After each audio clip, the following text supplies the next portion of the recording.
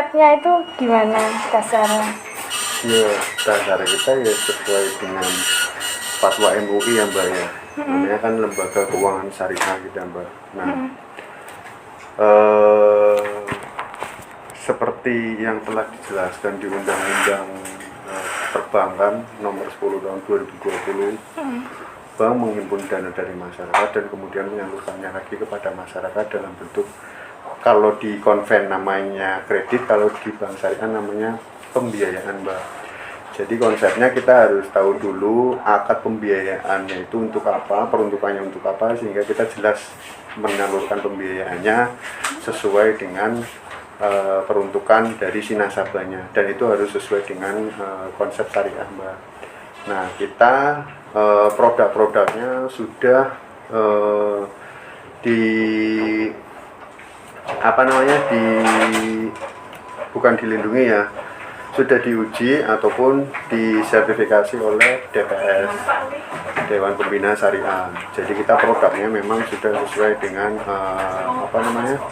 sesuai dengan akad syariah yang memang sesuai dengan ketentuan yang ada gitu loh Mbak. Jadi nggak sembarangan. Konsepnya ya balik lagi sih seperti perbankan, menyalurkan dana dari masyarakat dalam bentuk tabungan. Di kita ada tabungan akadnya mudharabah, ada wadiah, terus kemudian ada deposito, pasti akadnya mudharabah juga Mbak. Kita banyak lah, kalau di kita akadnya nanti banyak itu kalau menjelasin detail.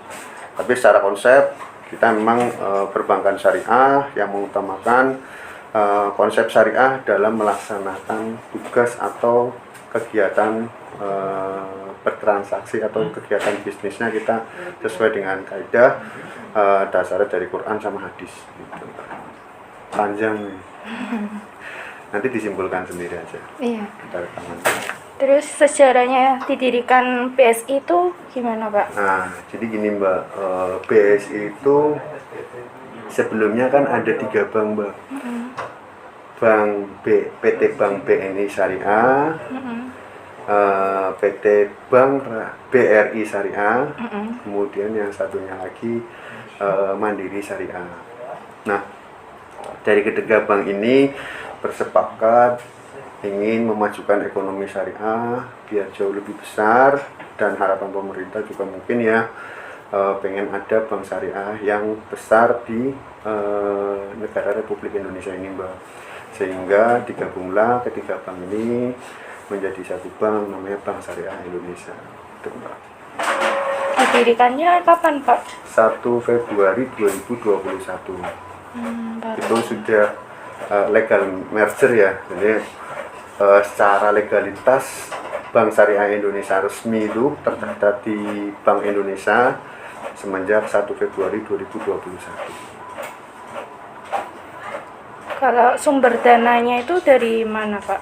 Sumber BSI? dana BSI? Iya. Ya, kalau sumber dana tadi yang saya sampaikan semuanya dari nasabah ya Mbak ya. Modal atau sumber dananya ini?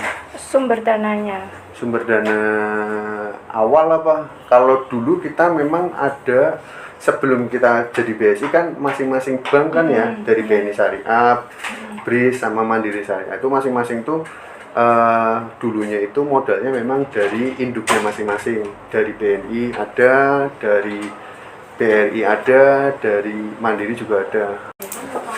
Kalau modalnya itu dari tadi Mbak, di ketiga bank itu BNI, BRI sama Mandiri, ditambah dengan modal kalau BRI itu sudah IPO, jadi beberapa sahamnya itu memang dari masyarakat mungkin ya, karena sudah sahamnya sudah go public, jadi bisa dibeli di bursa efek paham itu kalau BRIS ya. Jadi udah masyarakat ada sebagian yang memiliki saham atau pendanaan di modalnya PT Bank BRIS gitu.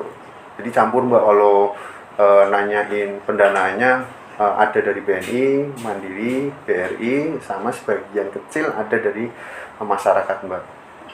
Karena yang BRI statusnya udah IPO gitu sih. Untuk penyaluran produknya gimana Pak? Penyalurannya itu dalam bentuk pembiayaan Mbak. di kita produknya bervariatif sih Mbak, macam-macam. Kalau dijelasin bisa 1 hari mungkin ya, tapi secara garis besar produk pembiayaan kita terbagi menjadi beberapa sih secara garis besar ya. Ada pembiayaan konsumtif, ada pembiayaan produktif, ada pembiayaan mikro, sama ada kalau di layanan ada rahan atau pembiayaan ini semacam kayak gade sama cicilan emas. Nah, dari besaran produk ini diturunkan lagi pembiayaan produktif, ada produknya macam-macam, ada produk pembiayaan linkage, ada produk pembiayaan investasi, macam-macam Mbak. Nah, kalau yang konsumtif turunannya juga macam-macam, ada pembiayaan multiguna, ada pembiayaan auto, macam-macam, yang mana setiap produknya itu menggunakan akad. Ada akadnya kalau pembiayaan itu murabahah, musyarakah, ada qard, ada ijaroh. Nah, dari akad-akad itu menyesuaikan dengan kebutuhan si nasabah. Nasabah butuhnya apa, kita sesuaikan dengan produknya dan akadnya Mbak. Jadi penyalurannya dalam beberapa produk tadi ya yang saya sebutkan secara garis besarannya. Kemudian dari secara garis besaran itu ada beberapa turunan produk-produknya lagi gitu. Dan masing-masing produk ada akadnya gitu sih. Untuk pengelolaannya gimana Pak? Pengelolaan apanya Mbak? Dari sumber dananya sama produknya itu gimana? Maksudnya udah berjalan lancar atau? Oh iya, karena ini kan bank baru ya Mbak ya. Maksudnya BSI ini baru 1 Februari 2021. Secara FDR, waduh jelasinnya FDR. Jadi dana yang sudah kita jadikan satu dari ketiga bank itu, kemudian kita salurkan lagi dalam bentuk pembiayaan. Ya pengelolaannya seperti itu Mbak. Kan memang bisnis prosesnya perbankan kan seperti itu Mbak. Menghimpun dana dari masyarakat dalam bentuk tabungan, kemudian menyalurkannya lagi dalam bentuk pembiayaan. Nah, secara prosesnya sih so far sih nggak ada masalah ya Mbak ya. Dan kita kalau boleh dikatakan secara aset sudah masuk ke 10 besar perbankan dengan aset terbesar di Indonesia ya. Kalau bank syariah kita yang paling besar di Indonesia, BSI.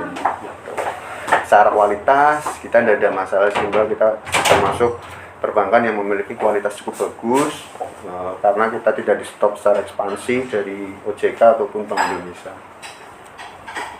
Untuk perbedaan bank syariah BSI dengan konvensional? Nah itu mendasar banget sih. Iya. anak teman-teman dari IAIN pasti tahu lah. Kalau secara mendasar saja ya, kalau konvensional ini paling mendasar banget sih kalau menurut saya ya. Kalau konvensional tidak ada kejelasan peruntukan dari fasilitas pinjamannya itu untuk apa Mbak. Mau dia buat tempat karaoke lah, mau dia buat hotel lah, sembarang. Pokoknya kita akadnya minjemin uang, bebas mau dibuat apa. Tapi kalau di akad syariah harus sesuai dengan fatwa MUI, kemudian sesuai dengan kaidah Islam yang harus sesuai dengan nilai-nilai dan syariat Islam. Terus kemudian peruntukannya harus sesuai dengan akadnya Mbak, nggak boleh menyimpang gitu loh dari ajaran Islam. Itu yang paling mendasar banget Mbak. Nanti banyak sih, ada rukun jual beli juga, macam-macam. Nah itu yang paling mendasar sih menurut saya sih. Mungkin cukup untuk mewakili perbedaan bank konvensional dan bank syariah. Gitu. Keuntungannya pun akan berbeda. Kalau di sana pakainya bunga yang bisa berubah sewaktu-waktu, di kita tergantung akadnya apa. Kalau murabahah kita pakai margin tidak boleh berubah-ubah karena keuntungan sudah ditetapkan di awal, tinggal dibagi jangka waktunya berapa. Jadi keuntungan banknya jelas tidak berubah-ubah Mbak kalau akadnya murabahah. Jadi secara syariah kita nggak boleh menambahkan. Kalau di konven kan ada bunga bisa berubah-ubah kan ya Mbak, fluktuatif. Kalau di syariah nggak boleh. Kalau akadnya murabahah dengan keuntungannya namanya margin, itu harus sama sesuai dengan yang disampaikan di awal akad. Misalnya contoh ini beli pulpen 1000. Nah saya mau jual ke Mbak E, jualnya 1500, saya dapat untung kan 500. Nah 1500 ini tinggal dibagi jangka waktunya berapa tahun, 5 tahun atau 6 tahun. dan itu tidak boleh berubah-ubah gitu loh. Jadi 1.500 ini tinggal dibagi 5 tahun, berapa kenanya per bulannya. Nah itu namanya di sini akad murabahah, Mbak. Mbaknya juga tahu nih, padahal di sini belinya 1.000 kan, tapi saya jual ke Mbaknya 1.500.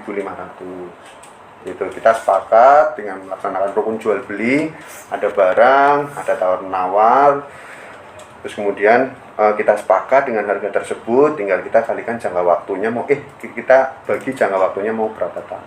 Gitu. Itu salah satu perbedaan mendasar sih yang menurut saya sebagai teman-teman mahasiswa-mahasiswi di IAIN harusnya bisa memberikan literasi keuangan syariah. Jadi masyarakat Indonesia kedepannya itu melek terkait dengan perbankan syariah, Mbak. Jadi kita juga memajukan ekonomi syariah, menyelamatkan orang dari riba gitu loh, Mbak. Kalau riba kan jelas ya dilarang, di Al-Quran juga di surat Al Imran menyatakan bahwa lebih baik jual beli daripada melakukan riba.